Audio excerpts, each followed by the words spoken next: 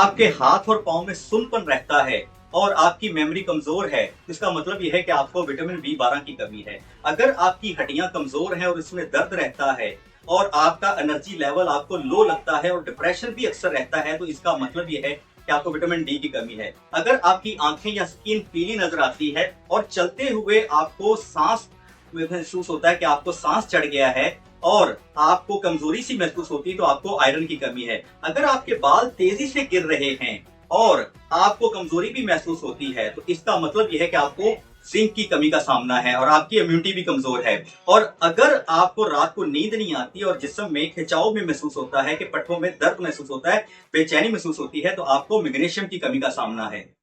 हमारी वीडियो आपको अच्छी लगी है तो आप चाहते हैं कि हम इस तरह का अच्छा काम करते रहें, तो अपने दोस्तों को शेयर करना ना भूलें और इन वीडियो को आगे शेयर भी करें और कमेंट भी करें और उनसे कहें कि सब्सक्राइब लाजमी करें।